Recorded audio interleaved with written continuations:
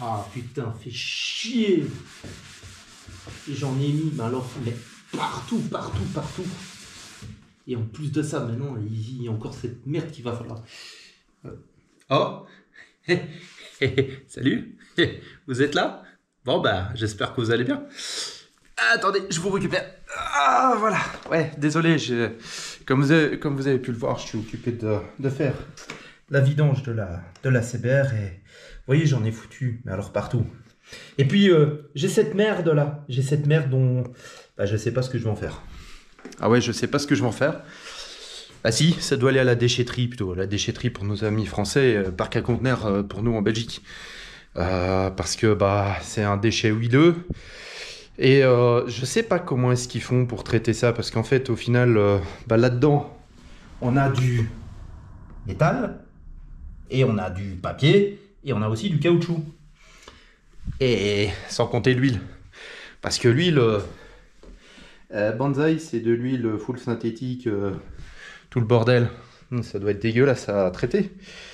Je me demande ce qu'ils font avec. Personnellement, j'aimerais bien savoir. Bon, c'est pas grave. De toute façon, moi, j'ai reçu... j'ai reçu ça. Alors non, je l'ai pas reçu, je l'ai acheté. Soyons clairs, je l'ai acheté. Alors ça, c'est quoi? C'est filtre à huile définitif. Alors, je vous pose là un instant pour vous faire la démo. Alors, désolé, je bouge un peu la caméra. Filtre à huile définitif. Donc, quelle est la différence par rapport aux autres? C'est qu'en fait, celui-ci, vous faites un quart du tour et vous démontez l'intérieur pour nettoyer l'intérieur. Donc là, vous avez un tamis. Ici, vous avez un aimant. Là, à l'intérieur, il y a encore un ressort avec une bille pour réguler la pression. Et ici, dans le fond, en fait, on a un ressort pour tenir tout le système en place. C'est tout.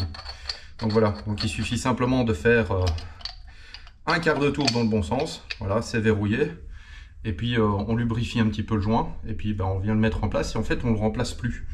Avec la possibilité en fait de venir mettre un fil freiné. Donc en fait, il y a un trou ici dans l'hexagone. Ouais, l'hexagone, ouais. Bref, on peut passer un fil freiné pour le verrouiller, pour éviter qu'il ne se défasse ou qu'on y chipote ou des trucs ainsi. Alors je l'ai commandé où? Chez Tornbike. J'ai reçu des chouettes autocollants de chez Tornbike. Ceux qui connaissent pas Tornbike, c'est le magasin de Franck, c'est Franck Nourri, de l'émission Highside. Vous savez, celui qui, le mécano de génie qui fait toutes des prépas de la mort qui tue. Notamment, c'est lui qui avait préparé les motos pour Ghost Rider. En tout cas, il avait fait des Hayabusa turbo pour le Ghost Rider. Donc voilà, donc c'est lui qui importe ce genre de pièces. Donc là, elles sont badgées Tornbike. J'en avais déjà un sur la CB1000R.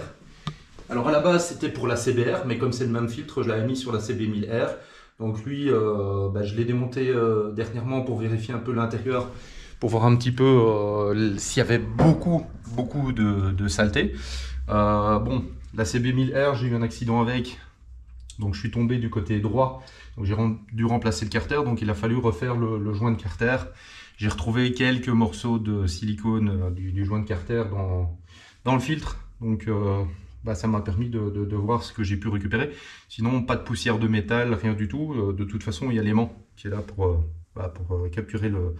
Donc j'avais un tout petit peu, un tout fin. Mais bon, pour le reste, voilà. Alors, prix. Alors, on ne peut pas battre le rapport qualité-prix d'un filtre traditionnel. Un filtre traditionnel, c'est du papier.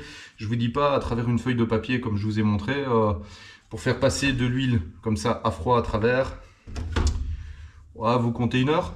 Et encore, même au bout d'une heure, l'huile n'avait pas été filtrée au travers. Ah ouais.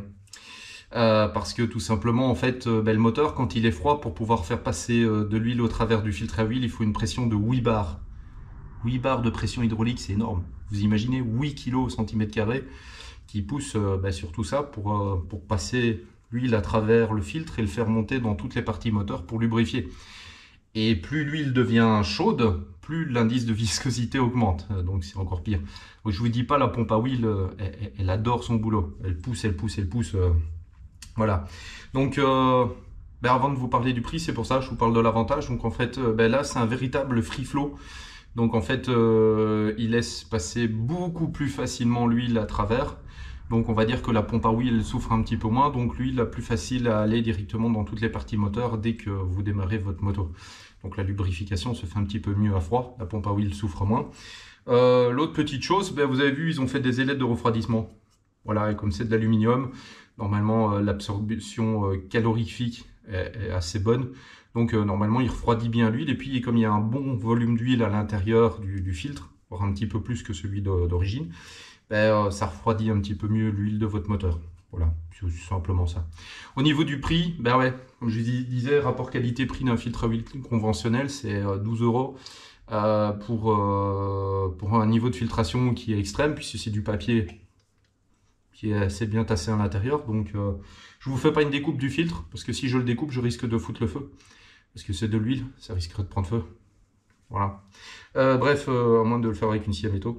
Ça vaut 135 € frais de port inclus pour la Belgique. Donc voilà. Donc ouais, alors quel est le gros avantage? Ben, c'est que plus de déchets. Tout ce que j'ai à faire, c'est commander un bidon d'huile et puis le nettoyer avec du dégraissant. Vous pouvez utiliser du nettoyant frein, vous pouvez utiliser des dégraissants autres. Voilà, ça va assez vite. Bien le sécher avant.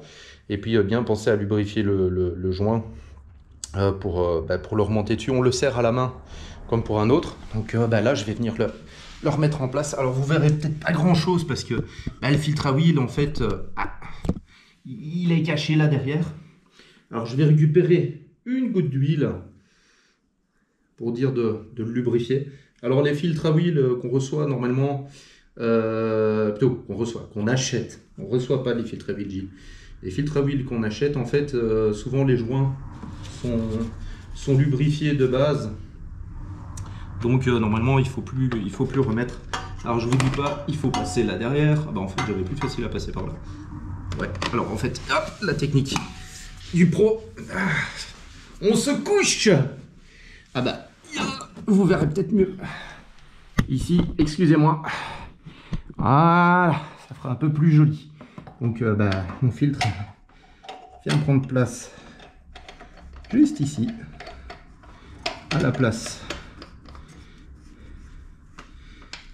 de celui qui est d'origine. Comme j'ai dit, on le serre à la main.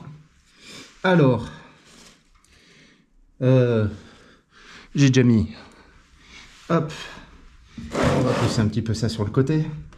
J'ai déjà mis une nouvelle rondelle. Vous allez peut-être pas voir grand chose. Je vais baisser un peu la caméra. J'ai remis une nouvelle rondelle de cuivre juste avant de commencer la vidéo. Voilà. Et comme ça, la vidéo elle est faite. On va pouvoir nettoyer un petit peu tout ça. Je vais insérer mon bouchon de carter avec parcimonie, parce que sinon on s'arrache les ongles. Voilà, c'est déjà plus cassé. Hop, je retire la jauge à huile. Je vais quand même revérifier si mon filtre à huile est bien serré. De toute façon, moi je laisse chauffer, et généralement une fois qu'il a chauffé une fois, ouais, c'est plus que suffisant. Une fois qu'il a chauffé une fois, je revérifie le serrage une fois qu'il a refroidi un peu. Comme ça, il a eu le temps de travailler. Hop. Je sais pas si vous voyez grand chose, mais voilà. Donc comme ça, pas de tuto mécanique spécial. On en profite, on jette un petit coup d'œil. Bon, j'ai déjà tout fait sur la CBR. Il y avait juste la vidange que je n'avais pas encore fait. Donc voilà, donc tout ça, hop. Plus besoin. Je vous récupère. Voilà. Donc voilà, j'ai plus qu'à tout simplement déboucher mon bidon d'huile, faire le remplissage, laisser tourner le moteur pendant 2-3 minutes pour le temps que l'huile fasse bien le tour de tout le moteur, refaire mon niveau, vérifier mon niveau. Donc il y a environ 3,5 litres qui va dedans avec le filtre. Donc on va faire ça. Donc voilà. Donc comme je vous dis, montage du filtre à huile définitif. Donc le gros avantage pour moi, c'est que je ne dois plus commander de filtre à huile. Donc les deux motos sont équipées de filtre à huile définitif. Sont équipées aussi de filtre à air lavable. Donc je dois plus commander, je dois plus acheter de filtre à air, ni pour l'une, ni pour l'autre. Je dois plus acheter de filtre à huile, ni pour l'une, ni pour l'autre. Donc ça me fait des déchets en moins à traiter, à devoir les mettre en déchetterie. Donc tout ce qui me reste, c'est acheter un bidon d'huile, faire ma vidange, remettre de la nouvelle huile dedans. Donc voilà, oui, c'est un investissement, mais à côté de ça, maintenant je suis tranquille, je peux faire autant de vidanges que je veux. Si je veux, parce que moi je fais des vidanges tous les 6000. Alors la CBR, c'est tous les 6000 km. Je vais marcher sur mon bas de carénage. La CBR, c'est tous les 6000 km. Normalement, celle-là, c'est tous les 12 000. Mais je vous avoue que je fais la même chose pour les deux. Donc tous les 6000, tous les 6000. Voilà. Ça, elles ont leur entretien toutes les deux, toutes les 6000 km. Bon, ici, avec les essais moto, je roulais plus beaucoup avec la CBR. Maintenant, ouais, je vous avoue que j'ai retrouvé du plaisir à rouler avec. Et vivement le bon temps. Donc ouais, j'ai un peu laissé ma CB1000R de côté. Mais voilà, elle a déjà 20 000 km, ma CB1000R. Et celle-ci a 45 000 km. Et quand je l'ai eue, elle avait 20 000 km en 2019. Donc ouais, j'ai fait 25 000 avec. Donc elle n'a pas beaucoup roulé. Si, elle a beaucoup roulé en 2019, 2020, 2021. Et 2022, c'est surtout celle-là qui a servi. Et bon, après, il y a eu tous les essais. Donc ouais, elles n'ont pas beaucoup... ouais, elle n'a pas beaucoup roulé. La CBR a plus roulé que la CBR. Donc voilà. Sur ce, si vous avez des questions sur le filtre à huile définitif, voilà. N'hésitez pas à laisser dans les commentaires. Et puis, moi, je vous dis à bientôt pour une nouvelle vidéo. Ciao.